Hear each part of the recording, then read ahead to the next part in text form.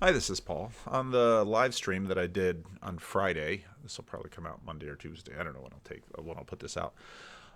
Jacob was quoting Abraham Kuyper to me, which was fun because Jacob's frustration, along with many other people's frustration, all this talk, what about doing? How do you sort of connect all of these high ideas and get them down to the ground? Because unless they're on the ground and playing out in people's lives in good ways, what's the value of them? And that's a really excellent question.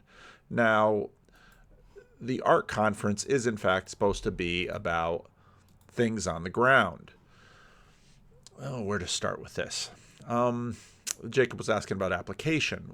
So the first day, I had never heard of Paul Marshall, and sort of by virtue of what this conference was about, okay, free markets and nuclear energy and fossil fuels and a virtuous future and not being pessimistic about the future with respect to all sorts of things. A lot of the stuff that you'll generally hear from Jordan Peterson's channel. And one of the speeches that I came in, I actually walked in a little bit late on this because I was talking to people outside in the lobby area, was Paul Marshall. And Paul Marshall caught my attention right away when he was talking about things like this. For these people, free market capitalism faces a crisis of legitimacy. So we need to stand up for free market capitalism, but we also need to be careful what exactly it is that we are defending. Ultimately, free markets only truly prosper in societies where there is a proper shared understanding of virtue and mutual honor. Now, again, if you look at the title of my live stream this morning, the reassertion of civilizational Christianity. And so these themes that will not be uncommon to many of you, that sort of the machinery of prosperous liberal Western society only runs if it's sort of infused by Christians living out virtuous lives. This is something that you'll hear in American politics and in many ways what you need, the way the church is supposed to run.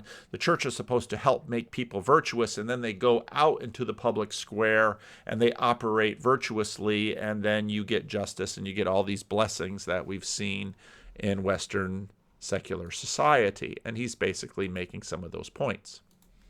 That is why the City of London prospered for so many years on little more than the ethic of my word is my bond. Corrupt societies, on the other hand, practice tribalism and cronyism. Think Somalia, or Sicily, or Davos. The biggest danger to free markets today is that we are losing that shared understanding of virtue. When virtue breaks down, you begin to see the emergence of mutant strains of capitalism. So let's talk about free market capitalism's mutant siblings. There are three big ones. First, monopoly capitalism. If you play the game of Monopoly long enough, somebody always ends up controlling the board, just like real life. Some in Silicon Valley argue that these winners have earned the right to enjoy the fruits of their success and the right to price gouge to their heart's content. If Apple wants to charge a 30% tax on their app, some might say, let them. They have earned the privilege. The problem with this argument is that the genius behind Apple was Steve Jobs, not the corporate executives who are now clipping the coupons. Predatory behavior is rife in the US. Whether it is the Apple App Store or the way Uber treats their drivers or airlines treat their passengers. In most US airports, one airline controls over half the landing rights. Many states have health insurance markets where the top two insurers have an 80 or 90% market share. Now, right away, you might begin to say, hey, wait a minute, what kind of conference was this? I thought this was supposed to be like this right-wing conference, and here this guy is saying all these things. Perhaps most serious of all, two companies, Google and Meta, control not only half the US digital advertising market, but half the global market. Given the concerns that many of us have about the curtailment of free speech, this is an issue which goes well beyond monopoly capitalism. So I say gently to my US friends that maybe your monopoly laws need to be looked at with a fresh pair of eyes. Maybe the new Speaker of the House will be able to help. The second mutant sibling is crony capitalism.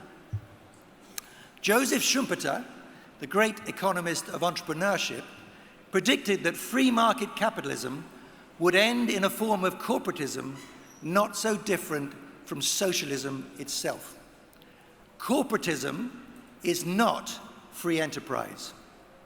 It is a sort of nightmare endgame for free enterprise, where the managerial and administrative classes take control and manage the system in their own best interests.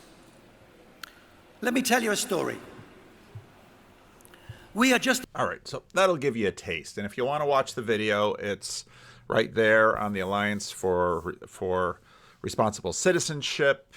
Paul Marshall, not Gary Marshall. Gary Marshall was Hollywood guy.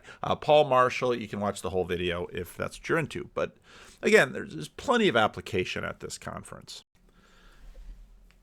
Now, when we think about this conference, we think about Jordan Peterson because we've sort of gathered downstream from Jordan Peterson. Jordan Peterson's the guy who has all of the visibility. But two people that were critical in the founding of this conference is Philippa and David Stroud. Now, David Stroud's talk is not yet on the YouTube page, and I hope they didn't lose it or something like that, because the talk that he gave both to sort of the little North American gathering, the reception the first night, and to the full body, the plenary session, those were some of the best talks in terms of understanding what on earth ARK is about. I'm going to replay, I played this in a video already, I'm going to replay Philippa Stroud's story about how this thing sort of emerged, because I think this emergence story is important to try to understand what's going on here. What ARK is, how Jordan got to you, and where you want to go with this thing. Yeah, thanks, Dave. So ARK is really a movement of people who are basically saying that we've had enough of a declinist, permacrisis, polycrisis type way of thinking. We actually believe that there is a better story, a better way forward, and a more hopeful narrative. And because we so believe in story, because it shapes who we are and it shapes our direction of travel as societies, that we actually want to come together to develop a better story for our society. But actually, when I think back to how it all started, I had invited Jordan to come and do a talk at the think tank that I led in London, and we had a fantastic time with him. The whole time we were focused on freedom of speech and higher education and how we restored freedom of speech and academic freedom back to our universities. And at the end of it, he went on his way, did a big tour around Eastern Europe. And halfway through that tour, he rang me and he said, "Philippa, everywhere I go, there are people, fantastic leaders, but they're so isolated. And they're doing amazing work. What would happen if we brought them all together to do a conference in London?" And I thought, great story. And at the end of it, he just said to me, "Philippa, do you know this chap called Paul Marshall?" And I said, "Yeah, great friend of mine." So I pinged an email and said, "Hey, Jordan, meet Paul. Paul, meet Jordan. You're going to love each other." Next couple of days, Paul rings me and says, "You know this conference that you and Jordan are doing? I'm in." And I kind of thought, what conference? Anyway, it kind of just snowballed from there. And you know when like an idea's time has come, it just has momentum behind it and people wanting to get on board and make it happen. That's what ARK has been like from beginning to end. I have to say, just on a Okay, so there's the story, and it's completely believable because it's just that these people are living at a different level, and it's like, yeah, me and John Van Dock are talking, and this estuary thing, let's do that. And so here I have Living Stones, and a dozen people show up, and we have a little estuary meeting, and it sort of grows from there. Its time had come. Now, but of course, these people just don't pop out of the ground like daisies. they have stories and histories, and some of you have been feeding me some more and more of their backstory, and it's been, a lot of what I've learned has been quite interesting. And one of the things that I found was, oh, come on, here it is. Let me refresh this page. The Everything Conference. Do you want to see cultural renewal? Scroll. Okay. Imagine a society where the poor are cared for, the justice system is trusted, where journalists report without bias and artists create in a way that lifts people higher. A place where politicians lead with integrity, broken families find community, and everyone works together to create a culture that benefits us all. As followers of Jesus, we're invited into this story together. What does your heart long for? What areas of society do you want to see changed? What skills or influence has the Lord given you to steward? Everything exists to equip and inspire Christians to work for cultural renewal in our cities, communities, cities, and nations. What do you want to join us on this journey? And this guy right here, wearing denim, Cal, I might add, is Paul Stroud, because he is a minister. And you have this nice website, and you have all of this kind of thing, and this is all about a conference. But then there is this video, which of course is embedded, but it's on YouTube. So let's play the video and let's see what we see. Here we have this London street, and in my membership section, I sat right up there on the top of that double decker and had my camera there because it was wild watching these bus drivers drive. Here we go. Speak in another nation which I was told was in revival.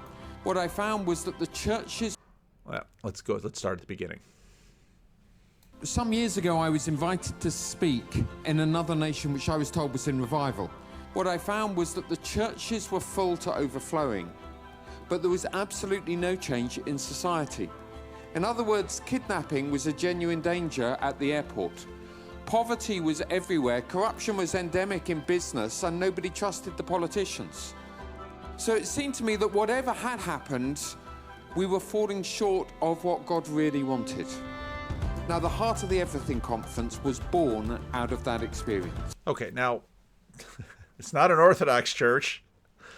And it's, there's, as Louise Perry had noted, there's sort of two churches that are really going strong right now in the UK and in the US to a degree too. It's churches that are using music as a powerful psychotechnology to bind people together and motivate people and move people and give them a sense of one through modern music and modern instrument. It's expressive. You can see it here.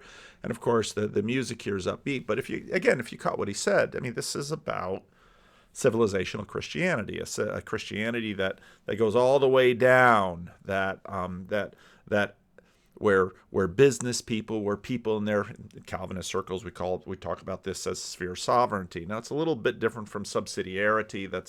That more looks at sort of the levels of society, and of course in this corner we've been talking about sort of the hollowing out of the middle, where Jonathan Peugeot has talked about that quite a bit, but. Let's keep going and see who else we find. Speaking as a historian and not as a Christian, historically, Christianity has been the profoundest, the most successful way of explaining to people what humanity is on the face of the planet to do. If we want Tom Holland was at the Everything Conference. Now, those of you who caught the live stream this morning saw that I made a request of Mostly Not Working. If you don't know who Mostly Not Working is, he hasn't appeared on the channel. In fact, he and I had a Randos conversation, which didn't get published because he doesn't want his face and his name out there. But what he does on YouTube or on Twitter is often feed me some memes, and he makes memes of the things I said. And so today, per my request, he made this one for me. Oh, come on. Yeah. Beneath this cover of secularity is Christianity, and the Christianity needs to go deep in the culture, and many cultures in the world, and in Latin America and Africa and Asia, where you don't have sort of the Christianity that it's sort of gotten deep into. You have these, and this isn't to say that there isn't corruption in the developed West either, but the kinds of corruption that I saw in Latin America, in Africa, in Asia, is just absolutely debilitating for governance, for the country, for economics, for everything. Jordan Peterson had made the comment in his earlier videos that in high trust society, the economics flourish. And he talked about eBay, where eBay should have died the death with one transaction, that you see something online, you click to buy, it never gets there, they steal your money, eBay is dead. But no, in a high trust society, I see that all the time. People buy stuff on eBay, and even now it's like, you really trust that? And most of the time it comes out, it's okay. Very interesting what's going on here. If we want to rebuild the world, then we must rebuild ourselves. And if we want to rebuild ourselves, then we must learn. Oh, I recognize him. He was at the ARK conference too. Pray. I don't believe that poetry is anything but an unsanitized prayer. Oh, he would really fit well in the little conference that's going to go on in Arkansas next weekend, all about poetry, with Father Eric and Dr. Jim and Ted. I'm not going to be at that conference, but and then look who's here. She was just on Dave Rubin, and there's the pastor, and behind them, of course, there's Tom Holland, and it's like, something's going on, and it's a good thing. We complicate things like, what should I be doing? How should I... Oh, there's Tom again. If you sit quietly, you will know what you should do. He will talk to you. He talks to... Oh, this is very religious, because he doesn't mean, means the Holy Spirit, God. Tim Campbell, don't know who that is, entrepreneur and business leader, talking to Philippa Stroud. To all of us all the time. You can do millions of things at the policy Oh, there's Philippa Stroud again. level, but it all just comes down to us as individuals trying to create the world that we want to see. We think that what Jesus did and taught is the best news anywhere for everybody. He's a preacher, after all. And we think it's all about not only being disciples in terms of great, powerful spiritual lives, but also working out how do we live that out in everyday life. And that is what we tried to illustrate today. This video, when I found it, had all of 62 views over the last 10 months, and the Everything Conference had a total of 206 subscribers. I don't know if they're going to be posting anything else, but obviously people are like, well, what's behind this ARK and what's going on? And it's like, I think the Everything Conference had a bit of a jump. But I think its main movers are, now the stage is different. They're doing a little different thing, but it seems like these people have the same thing in mind. It's a conspiracy. Don't tell Grim Grizz. But it's a good conspiracy. Dallas Willard might call it a divine conspiracy. So, yes, things are interesting. So, just connecting some of the dots. So, leave a comment.